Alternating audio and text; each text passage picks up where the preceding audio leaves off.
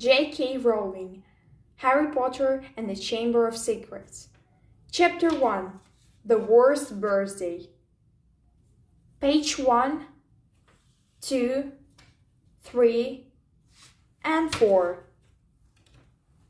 Not for the first time, an argument had broken out over breakfast at number 4 Privet Drive. Mr. Vernon Dursley had been woken in the early hours of the morning by a loud hooting noise from his nephew Harry's room. "Third time this week," he roared across the table. "If you cannot control that owl, it'll have to go." Harry tried yet again to explain. "She's bored," he said. "She's used to flying around outside. If I could just let her out at night." "Do I look stupid?" snarled Uncle Vernon, a bit of fried egg dangling from his bushy mustache. "I know what'll happen if that owl's let out." He exchanged dark looks with his wife Petunia. Harry tried to argue back, but his words were drowned by a long, loud belch from the Dursley's son, Dudley. "I want more bacon." "There's more in the frying pan, sweetums," said Aunt Petunia, turning misty eyes on her massive son. "We must feed you up while we've got the chance. I don't like the sound of the school food." "Nonsense, Petunia. I never went hungry when I was at Smeltings," said Uncle Vernon hurriedly. "Dudley gets enough, don't you, son?" Dudley, who was so large his bottom dropped over either side of the kitchen chair, grinned and turned to Harry. "Pass the frying pan." "You forgot the magic word," said Harry irritably. The effect of this simple sentence on the rest of the family was incredible. Dudley gasped and fell off his chair with a crash that shook the whole kitchen. Miss Dursley gave a small scream and clapped her hands to her mouth. Mr. Dursley jumped to his feet, veins throbbing in his temples. "I meant please," said Harry quickly. "I didn't mean—" "What have I told you?" thundered his uncle, spraying spit over the table. "About saying the M word in our house." "But How dare you threaten Dudley?" roared Uncle Vernon, pounding the table with his fist. I warned you. I'll not tolerate mention of your abnormality under this roof." Harry stared from his purple-faced uncle to his pale aunt, who was trying to heave Dudley to his feet. "All right," said Harry. "All right." Uncle Vernon sat back down, breathing like a vintage ranking, and watching Harry closely out of the corners of his small, sharp eyes. Ever since Harry had come home for the summer holidays, Uncle Vernon had been treating him like a bomb that might go off at any moment. Because Harry wasn't a normal boy. As a matter of fact, he was as not normal as it's possible to be. Harry Potter was a wizard. A wizard fresh from his first year at Hogwarts School of Witchcraft and Wizardry. And if the Dursleys were unhappy to have him back for the holidays, it was nothing to how Harry felt. He missed Hogwarts so much it was like having a constant stomachache. He missed the castle with its secret passageways and ghosts, his lessons, though perhaps not Snape, the potion master, the post-arriving by owl, eating banquets in the great hall, sleeping in his four-poster bed in the tower dormitory, visiting the gamekeeper Hagrid in his cabin in the grounds next to the Forbidden Forest, and especially Quidditch, the most popular sport in the wizarding world. 6 tall goal posts, 4 flying balls, and 14 players on broomsticks. All Harry's spellbooks, his wand, robes, cauldron, and top of the range, Nimbus 2000 broomstick, had been locked in a cupboard under the stairs by Uncle Vernon the instant Harry had come home. What did the Dursleys care if Harry lost his place in the house Quidditch team because he didn't practice all summer? What was it to the Dursley if Harry went back to school without any of his homework done? The Dursleys were what Wizard called muggles, not a drop of magical blood in the veins. And as far as they were concerned, having a wizard in the family was a matter of deepest shame. Uncle Vernon had even padlocked Harry's owl, Hedwig, inside her cage to stop her carrying messages to anyone in the Wizarding world. Harry looked nothing like the rest of the family. Uncle Vernon was large and necklace, with an enormous black moustache. Aunt Petunia was horse-faced and bony. Dudley was blonde, pink, and porky. Harry, on the other hand, was small and skinny, with brilliant green eyes and jet black hair that was always untidy. He wore round glasses, and on his forehead was a thin, lightning-shaped scar. It was this scar that made Harry so particularly unusual. Even for a wizard, this scar was the only hint of Harry's very mysterious past, of the reason he had been left on the Dursleys' doorstep 11 years before. At the age of 1, Harry had somehow survived a course from the greatest dark sorcerer of all time, Lord Voldemort, whose name most witches and wizards still feared to speak. Harry's parents had died in Voldemort's attack, but Harry had escaped with his lightning scar, and somehow, nobody understood why, Voldemort's power had been destroyed the instant he had failed to kill Harry. So Harry had been brought up by his dead mother's sister and her husband. He had spent 10 years with the Dursleys, never understanding why he kept making odd things happening without meaning to, believing the Dursley story that he had got his car in the car crash which had killed his parents. End of page 4. Page 5, 6, 7. And then exactly a year ago, Hogwarts had written to Harry, and the whole story had come out. Harry had taken up his place at Wizard School, where he and his car were famous. But now the school year was over, and he was back with the Dursleys for the summer. Back to being treated like a dog that had rolled in something smelly. The Dursleys hadn't even remembered that today happened to be Harry's 12th birthday. Of course, his hopes hadn't been high. They had never given him a proper present, let alone a cake. But to ignore it completely.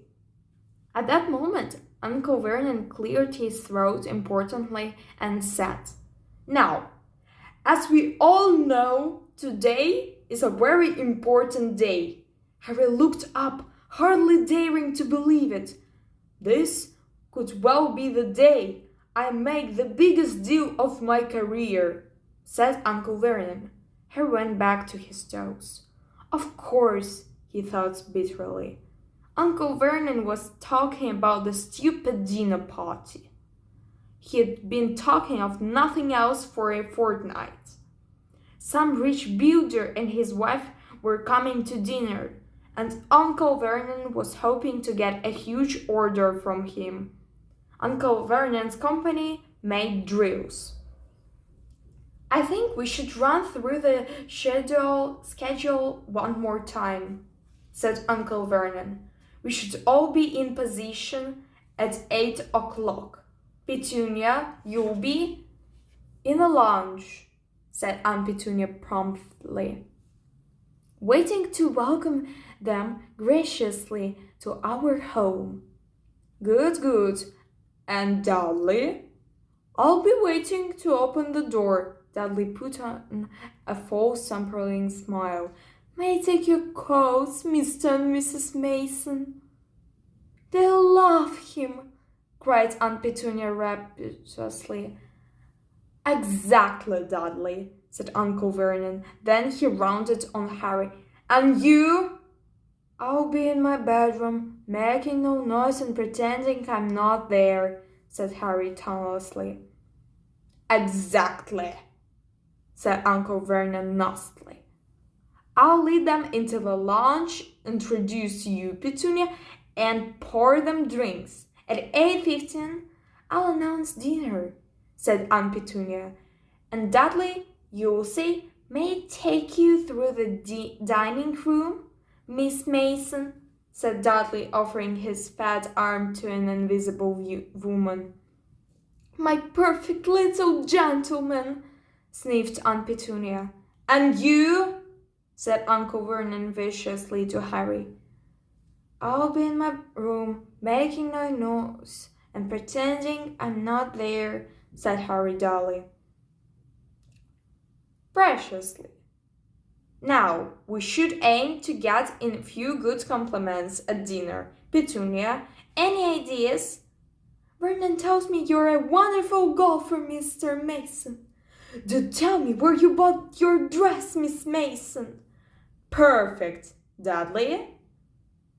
How about we had to write an essay about our hero at school, Mr. Mason, and I wrote about you. This was too much for both Aunt Petunia and Harry. Aunt Petunia burst into tears and hugged her son, while Harry ducked under the table so they wouldn't see him laughing. And you, boy? Harry fought to keep his face straight as he emerged. I'll be in my room, making no noise and pretending I'm not there, he said. Too right you will, said Uncle Vernon forcefully. The Masons don't know anything about you, and it's going to stay that way. When dinner's over, you take Mr. Mason back to the lounge for coffee, Petunia, and I'll bring the subject round to drills. With any luck, I'll have the deal signed and sealed before the news at 10. We'll be shopping for a holiday home in Mallorca this time tomorrow. Harry couldn't feel too excited about this. He didn't think the Dursleys would like him any better in Mallorca than they did in Privet Drive. Right, I'm off into town to pick up the dinner jackets for Dudley and me. And you? He snarled to Harry. You stay out of your aunt's way while she's cleaning. Harry left through the back door. It was a brilliant sunny day. He crossed the lawn, slumped down on the garden bench, and sang under his breath, Happy birthday to me, happy birthday to me. No cards, no presents, and he would be spending the evening pretending not to exist. He gazed miserably into the hedge. He had never felt so lonely. More than anything else at Hogwarts, more even than playing Quidditch. Harry missed his best friends, Ron Weasley and Hermione Granger. They, however, didn't seem to be missing him at all. Neither of them had written to him all summer, even though Ron had said he was going to ask Harry to come and stay. Countless times, Harry had been on the point of unlocking Hedwig's cage by magic and sending her to Ron and Hermione with a letter. but it wasn't worth the risk. Underage wizards weren't allowed to use magic outside school. Harry hadn't told the Dursleys this. He knew it was only their terror that he might turn them all into dung beetles that stopped them locking him in a cupboard under the stairs with his wand and broomstick.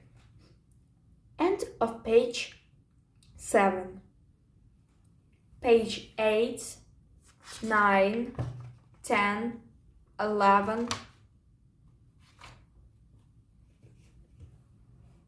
For the first couple of weeks back, Harry had enjoyed muttering nonsense words under his breath and watching Dudley tearing out of the room as fast as his fat legs would carry him. But the long silence from Ron and Hermione had made Harry feel so cut off from the magical world. But the long silence from Ron and Hermione had made Harry feel so cut off from the magical world that even taunting Dudley had lost its appeal. And now Ron and Hermione had forgotten his birthday. What wouldn't he give now for a message from Hogwarts? From any witch or wizard?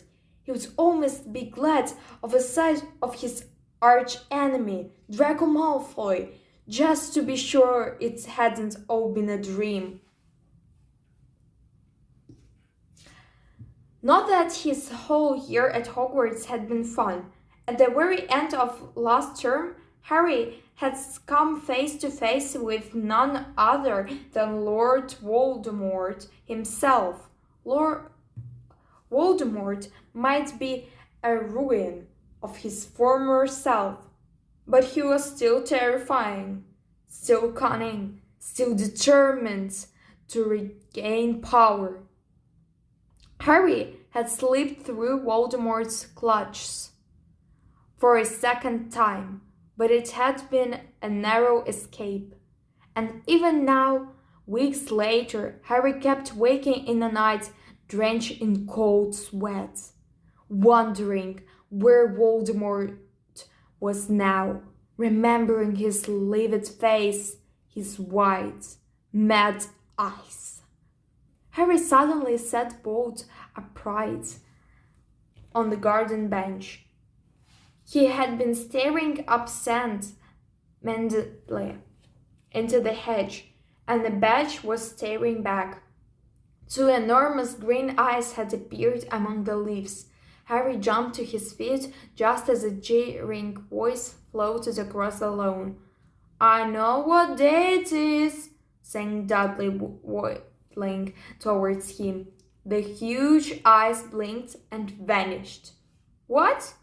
said Harry, not taking his eyes off the spot where they had been. "I know what day it is," Dudley repeated, coming right up to him. "Well done," said Harry. "So you finally learned the days of the week?"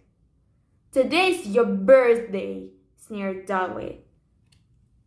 "How come you haven't got any cards? Haven't you even got friends at that freak's place?" "Better not let your mom hear you talking about my school," said Harry coolly. Dudley hitched up his trousers, which were slipping down his fat bottom. "Why are you staring at the hedge?" he said suspiciously. "I'm trying to decide what would be the best spell to set it on fire," said Harry. Dudley stumbled backwards at once, a look of panic on his fat face. "You can't! Dad told you're not to do magic," he said. "He'll chuck you out of the house. And you haven't got anywhere else to go. You haven't got any friends to take you." "Jiggery-pokery," said Harry in a furious voice. "Hocus-pocus, squiggly-wiggly." "Mom!" howled Dudley, tripping over his feet as he dashed back towards the house. "Mom! He's doing you know what?" Harry paid dearly for his moment of fun, as neither Dudley nor the hedge was in any way hurt. Aunt Petunia knew he hadn't really done magic, but he still had to duck as she aimed a heavy blow at his head with a soapy frying pan. Then she gave him work to do, with a promise he wouldn't eat again until he'd finish. While Dudley lolled around watching and eating ice creams, Harry cleaned the windows, washing the car, mowed the lawn, trimmed the flower beds, pruned the orchard, and watered the roses, and repainted the garden bench. The sun blazed overhead, burning the back of his neck. Harry knew he shouldn't have risen to Dudley's bait. But Dudley had said the very thing Harry had been thinking himself. Maybe he didn't have any friends at Hogwarts. Wish they could see famous Harry Potter now, he thought savagely, as he spread manure on the flower beds, his back aching, sweat running down his face. It was 7:30 in the evening when at last, exhausted, he heard Aunt Petunia calling him. "Get in here and work on the newspapers." Harry moved gladly into the shade of the gleaming kitchen. On top of the fridge stood tonight's pudding, a huge mound of whipped cream and sugared violets. A joint of roast pork was sizzling in the oven. "Eat quickly! The Masons will be here soon," snapped Aunt Petunia, pointing to 2 slices of bread and a lump of cheese. On the kitchen table, she was already wearing a salmon pink cocktail dress. Harry wished his hands and bolted down his pitiful supper. The moment he had finished, Aunt Petunia whisked away his plate. "Upstairs! Hurry!" As he passed the door to the living room, Harry caught a glimpse of Uncle Vernon and Dudley in bow ties and dinner jackets. He had only just reached the upstairs landing when the doorbell rang, and Uncle Vernon's furious face appeared at the foot of the stairs. "Remember, boy, one sound!" Harry crossed to his bedroom on tiptoe, slipped inside, closed the door, and turned to collapse on his bed. The trouble was, there was already someone sitting on it. End of chapter 1.